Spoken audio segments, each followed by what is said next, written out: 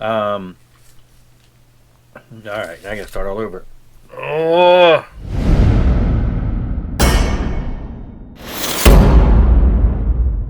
Hey, VC Jeff here. I want to knock out a couple contest videos here this evening, and so I'm going to start the first one here with one for Jack's Tracks.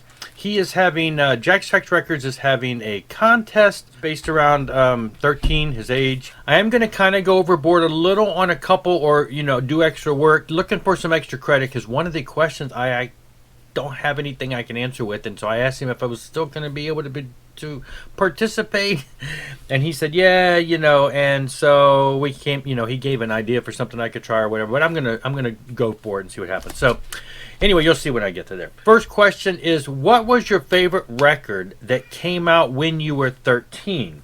Now, two different ways you could kind of look at this. What was my favorite record when I was 13? And I would say it'd be Kiss Dynasty. This came out when I was 13, and I absolutely loved it. I didn't care. I didn't notice, didn't pay attention at 13 that this had any disco flair to it. This was a Kiss album. Loved it from start to finish. Saw this concert. This was the first rock concert I ever saw, was Kiss on the Dynasty Tour in '79 when I was 13. So this would have been my favorite album when I was 13. Now, unbeknownst to me, when I was 13, another great album came out. Now, I don't know if this would be better than Kiss, but still, to this day, it's opposite ends. Again, I'm doing extra credit. It is one of my favorite albums by this artist, and that's Dirk Wears White Socks by Adam and the Ants. The first Adam and the Ants album came out when I was 13. I had no idea. I didn't discover them until maybe 3 years later. 13, 14, 15, 16. Anyway, but I realized that this album came out same age at 13. So these are this one came out when I was 13. I did not have it when I was 13. So this would be, looking back, one of my favorite albums that came out when I was 13. Now, what was your favorite band at age 13? Again, I'm going to go with Kiss.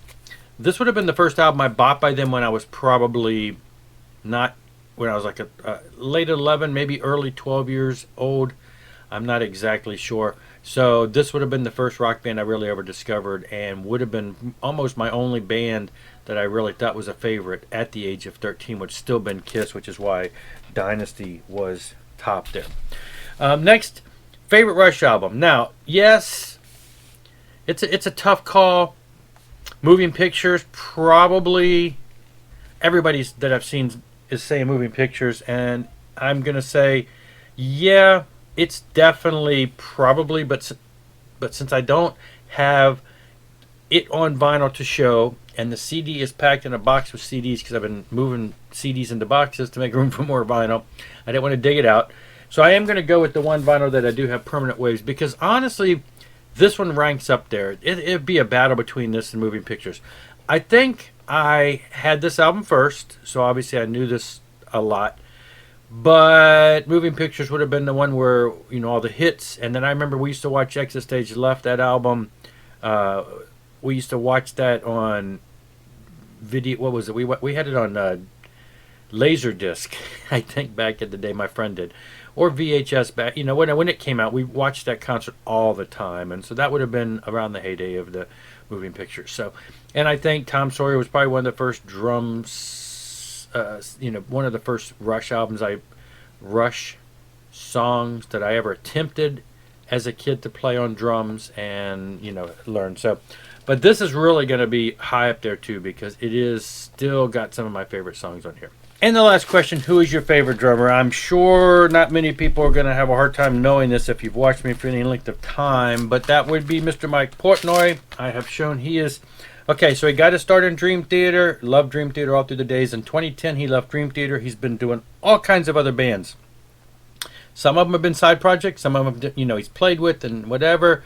But he still is currently in at least a half a dozen active bands that put out music, tour, etc., etc. So I'm going to run through them. I showed this the other day. This just came in, my Liquid Tension Experiment 3. Now, they did a couple albums in the late 90s and then disappeared, and now they're back. Whether it'll be a touring band or whatever, or just a side musical project, I don't know. This is the newest, hottest thing by him that I have recently received. And again, it's an all instrumental. And then this one I showed a couple months ago, Transatlantic. They are still active. They are touring. They're going to be on a cruise, I believe. One of the Prague cruises coming up next year, I believe. I'm going to see if I can get on that, if I can go on a cruise. Anyway, him and some guys, Flower Kings and Marillion, and it's a super group. Spock's Beard, former Neil Morse and everything. It's like a super group that started. Of course, he is the full-time drummer for the Neil Morse Band, one of my absolute favorite bands. Him and Neil do so much stuff together, including Flying Colors. Neil Morse, Mike Portnoy, Steve Morse, Casey McPherson.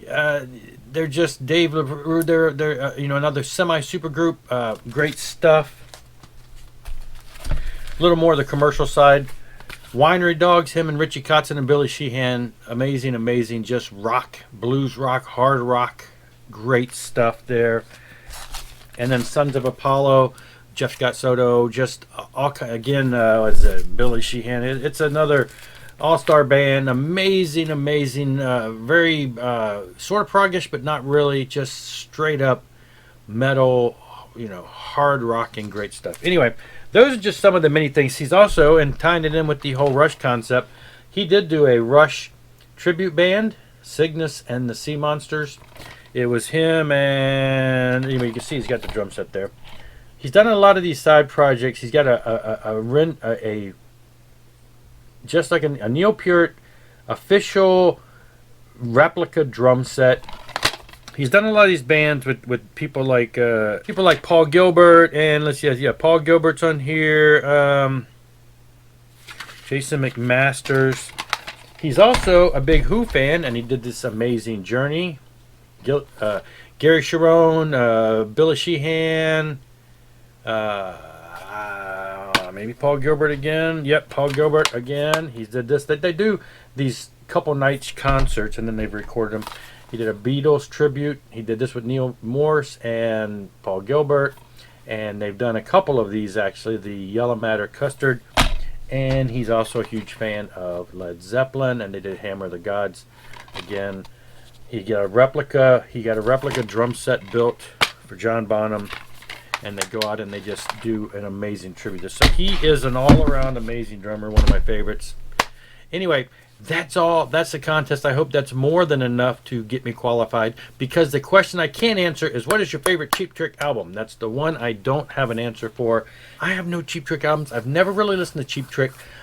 I actually, my video I showed the other day where I got the Black Sabbath and the Billy Cobham, at that record store, I went right to the Cheap Trick album section looking to buy any used Cheap Trick album they had, just so I could have one for this video. And guess what? No Cheap Trick albums. Nothing in the used bin. The only thing they had was a new album. I was surprised, but then again, not. I guess everybody's a favorite. Nobody's going to get rid of their Cheap Trick albums, so I could not even find one to buy. But he said it was okay.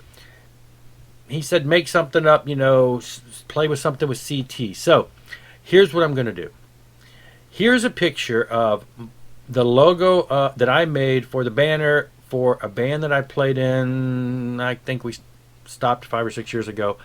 Cheaper Than Therapy, CTT, or CT if you want to say Cheaper Than Therapy. CT, Cheap Trick. Now, here's a little video clip of the band playing. You'll see said banner behind my head, just to show that, hey, it really was me, and I did make the banner, and it is behind me. I won't be playing the music here, though, because of copyrights.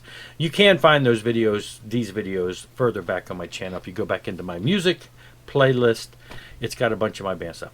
But in the band Cheaper Than Therapy, we played Surrender by Cheap Trick. So it does include Cheap Trick. The current band I'm in, of course, plays I Want You to Want Me and Surrender. That has no videos, though, because we just started a couple weeks ago, and, those are the classics everybody plays. Anyway, I hope that's enough to get me in. Thanks, Jack, for the contest. Good luck for everybody in entering, and everybody check out, I'm sure you're probably already aware of Jack's Tracks Records, but if not, the link is below. You can check out the video yourself. I will be back for another video soon. Rock on and rock on.